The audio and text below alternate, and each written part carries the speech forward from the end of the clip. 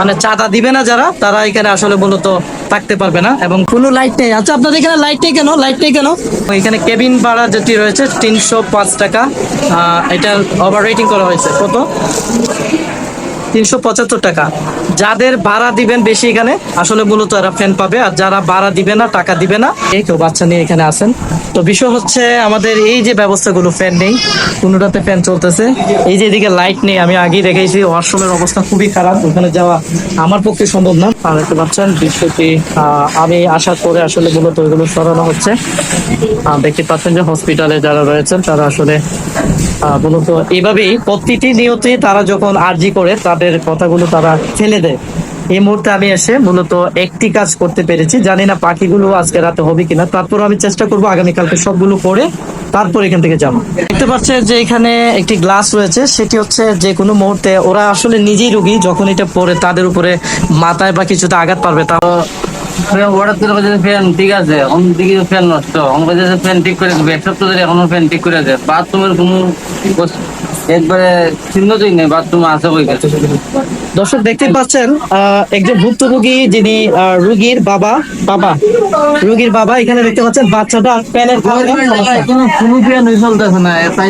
দেখতে পাচ্ছেন ফ্যান চলতেছে না, তার যে ভুক্তভোগীদের অভিযোগ আমরা এখানে পেয়েছি। আমরা দ্বিতীয় যে বেডটি দেখতে পাচ্ছি সেখানেও ফ্যানের কোনো ব্যবস্থা নেই, আপনারা দেখতে পাচ্ছেন হয়তো।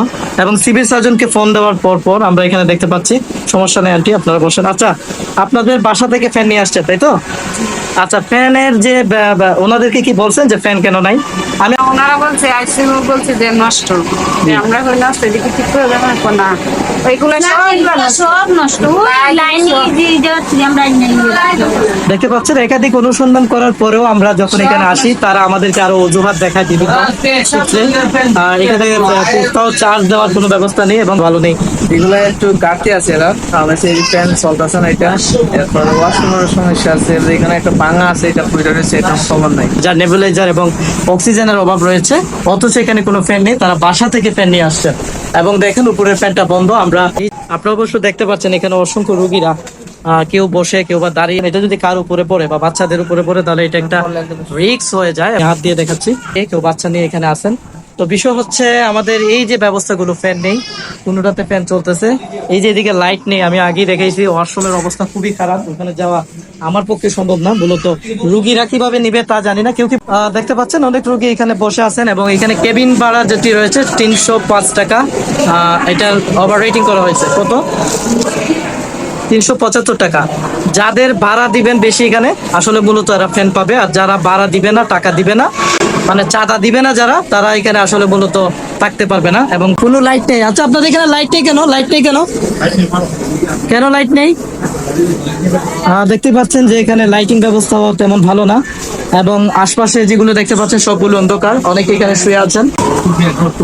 এখানে দেখতে পাচ্ছেন একটি ফ্যান বন্ধ হয়ে রয়েছে। আমাদের এখানে অভিযোগ পড়েছিল যে আমরা সিভিল সার্জনকে বিষয়টি যখন আমরা জানাই, তখন আরএমও যিনি রয়েছেন উনার পরিপ্রেক্ষিতে যখন আরএমওকে আমি ফোন দেই, তিনি আমার সাথে অনেক বাজে আচরণ করেন। শিশু বাচ্চা যার নেবুলাইজার এবং অক্সিজেনের অভাব রয়েছে, অথচ এখানে কোনো ফ্যান নেই, তারা বাসা থেকে ফ্যান নিয়ে আসছেন।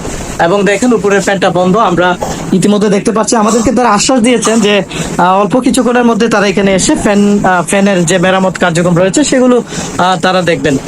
আমি একটু জানতে চাচ্ছি যে আজকে আপনি কয়দিন ধরে এখানে ভর্তি আছেন? এখানে আসছে আজকে 6 দিন ধরে। তাহলে ফ্যানের যে ঘাটতি রয়েছে বা তাদের যে ফ্যান গুলো চলতেছে না, লাইট চলতেছে না, এগুলো আসলে একটু জানাবেন।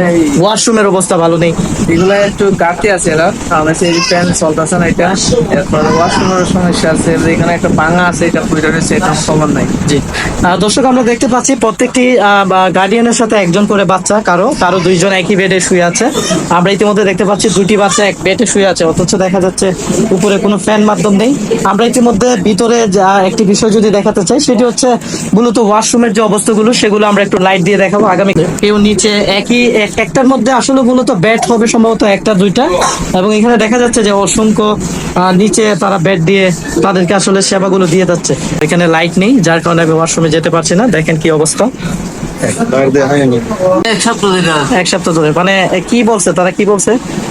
আসার পরে এখানে বলছে যে ফ্যান নষ্ট, আমরা বললাম ফ্যান নষ্ট, ফ্যান তো অর্ডার দিলে বলছে ফ্যান ঠিক আছে, এখন দিকে ফ্যান নষ্ট, এখন বলছে ফ্যান ঠিক করে দেবে, এক সপ্তাহ ধরে এখনো ফ্যান ঠিক করে দেয়। বাথরুমের কোনো একবারে চিহ্নই নেই, বাথরুম আছে ওই কাছে। দর্শক দেখতে পাচ্ছেন একজন ভুক্তভোগী যিনি রোগীর বাবা রোগীর বাবা এখানে দেখতে পাচ্ছেন বাচ্চাটা ফ্যানের কারণে সমস্যা। কোনো ফ্যান চলতেছে না, তাইতেও দেখতে পাচ্ছেন ফ্যান চলতেছে না, তার যে ভুক্তভোগীদের অভিযোগ আমরা এখানে পেয়েছি। ফ্যানের জ্বালায় তো মনে হয় বাচ্চারা লইয়া তো মনে হয় এখান থেকে দূরাদূরি ভালো লাগে, কিন্তু গরমের জ্বালায় তো বাচ্চারা বয়স্ক মানুষই থাকতে পারে না, বাচ্চারা থাকবো কিভাবে? হ্যাঁ ধন্যবাদ। ঠিক আছে ভাই, কবে ভর্তি হয়েছেন?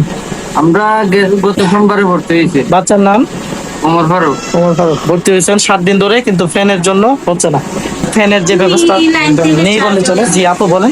ওই লাইন থেকে চার্জ দেওয়া হচ্ছে, ওই লাইন থেকে আপনারা চার্জ দিচ্ছেন। লাইন দেওয়া তো যায়। দেখেন ভুক্তভোগীদের এমন অভিযোগের প্রেক্ষিতে এখানে দেখা যাচ্ছে বাচ্চাদের আসলে নেবুলাইজার দেওয়া হচ্ছে এবং পাশাপাশি গ্যাস দেওয়া হচ্ছে, অথচ এখানে দেখা যাচ্ছে কোনো ফ্যান নেই।